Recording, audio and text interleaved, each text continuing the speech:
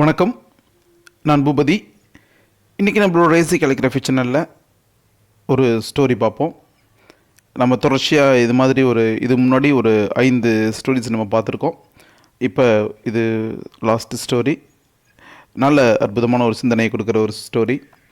இது மாதிரி சின்ன சின்ன ஸ்டோரிஸ் நம்மள்கிட்ட ஒரு சின்ன ஒரு மாற்றத்தை கூட ஏற்படுத்தினா அது ஒரு பெரிய விளைவை ஏற்படுத்தும் அப்படின்னு நான் நம்புகிறேன். நான் இன்றைக்கி இந்த செக்குடு ஷீட்டில் அந்த ஸ்டோரி நான் எழுதுகிறேன். நான் பல முறை சொன்ன மாதிரி செக்குடு ஷீட்டில் எழுதுகிறப்ப அந்த பெண்ணை சாய்வாக பிடிச்சி எழுதணும். அப்போ தான் பார்க்குறதுக்கு ரொம்ப அழகாக இருக்கும். அந்த திக் லெட்டர்ஸ்லாம் கரெக்டாக உட்காரும்.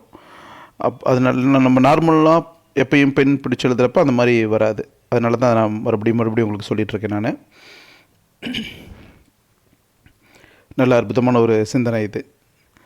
ரொம்ப பேர் கேட்டிருந்தாங்க, சார் செக்குடு ஷீட்டில் எழுதுனா தான் அந்த லெட்டர்ஸ் ஈவனாக வருமா அப்படின்னு கேட்டிருந்தாங்க. இருக்கலாம் மேபி. ஆனால் செக்குடு ஷீட்டில் எழுதுகிறப்ப உங்களுக்கு ரொம்ப பர்ஃபெக்ஷனாக இருக்கும் நீங்கள் எழுதுகிற லெட்டர்ஸ் எல்லாமே. அதுக்கப்புறம் நீங்கள் தொடர்ச்சியாக இதில் நல்லா ப்ராக்டிஸ் பண்ணி முடிச்சதுக்கப்புறம் நீங்கள் அதுக்கப்புறம் எப்பயும் போல் ரூல்டு ஷீட்டில் நீங்கள் எழுதிங்கன்னா உங்களோட கையெழுத்தில் ஒரு நல்ல மாற்றம் இருக்கும். தொடர்ச்சியான ப்ராக்டிஸ் மட்டும்தான் நம்மளோட கையெழுத்தில் ஒரு பெரிய மாற்றத்தை கொண்டுட்டு வரும். நான் பல முறை உங்கள்கிட்ட சொல்லியிருக்கேன், நான் ப்ராக்டிஸ் மேக்ஸ் பர்ஃபெக்ட் எப்பயுமே. அதை நீங்கள் எப்பயுமே மறக்கக்கூடாது. தொடர்ச்சியான பயிற்சிகள் நம்மளுடைய வாழ்க்கையிலேயே ஒரு பெரிய மாற்றத்தை ஏற்படுத்தும். அது எந்த துறையாக இருந்தாலும் சரி.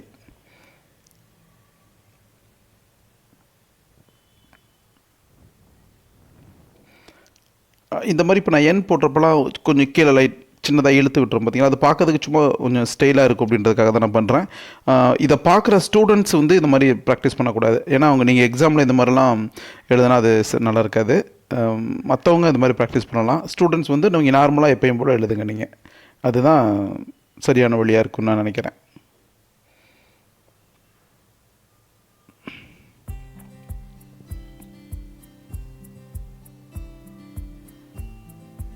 அந்த பென் நான் பிடிக்கிறப்பே பார்த்தீங்களா, ஒரு இடத்துல தின்னாக வருது, ஒரு இடத்துல திக்காக வருது. அது காரணம் நான் பெண்ணை பிடிச்சி எழுதுகிற விதம் தான். அது நீங்கள் மட்டும் கரெக்டாக ஃபாலோ பண்ணிங்கன்னா ரொம்ப நல்லாயிருக்கும். ரொம்ப பேர் கேலிகிராஃபி பெண்ணில் எழுதட்டுமா அப்படின்ற மாதிரி கேட்குறாங்க. நீங்கள் நல்லா முதல்ல நார்மல் கேட்ரேஜ் பெண்ணில் எழுத கற்றுக்கங்க. அதுக்கப்புறம் நீங்கள் அப்படியே கேலிகிராஃபி பெண்ணில் எழுதலாம்.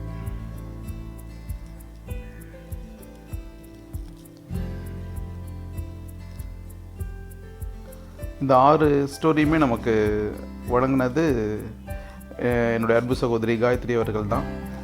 எதாச்சும் அவங்க எப்பயுமே ஷேர் பண்ணுவாங்க. முக்கியமான இதெல்லாம் இருந்துச்சுன்னா நல்லாயிருக்கும். அவங்க படித்தது, அவங்களுக்கு விருப்பப்பட்டது அதெல்லாம் இருந்துச்சுன்னா ஷேர் பண்ணுவாங்க. அப்படி ஷேர் பண்ணப்போ தான் இந்த 6 ஸ்டோரிஸ் கிடச்சிச்சு. நான் இந்த மாதிரி ஸ்டோரிஸ் எழுதணும்னு எனக்கு ரொம்ப நாளாக விருப்பப்பட்டு இருந்தேன். கரெக்டாக அவங்க அனுப்பினோன்னே எனக்கு ரொம்ப மகிழ்ச்சியாக இருந்துச்சு. சரி நம்ம எழுதிடுவோம் அப்படின்னு சொல்லி நான் எழுதிட்டுருக்கேன். நான் இந்த ஆட்டிடியூட் மட்டும் நம்மள்ட்ட இருந்துச்சுன்னா நம்மளால் எந்த ஒரு விஷயத்தையுமே சாதிக்க முடியும். இந்த ஸ்டோரியோட முடிகிறப்ப அது என்ன ஆட்டிடியூட் அப்படின்றத நீங்களே பார்ப்பீங்க.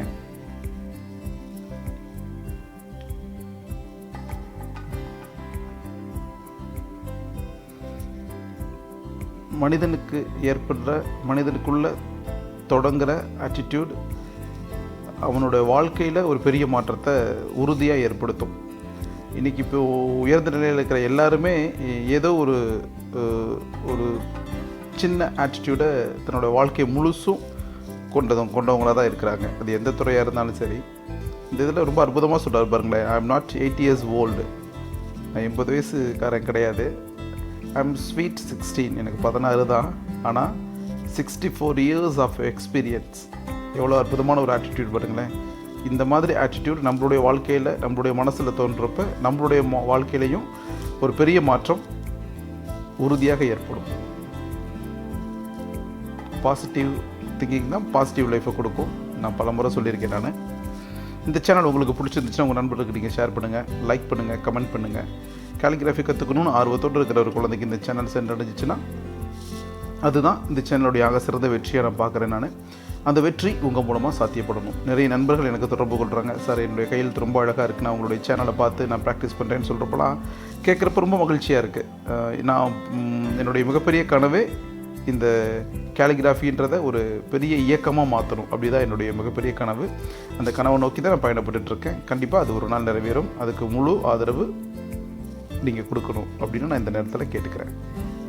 நன்றி.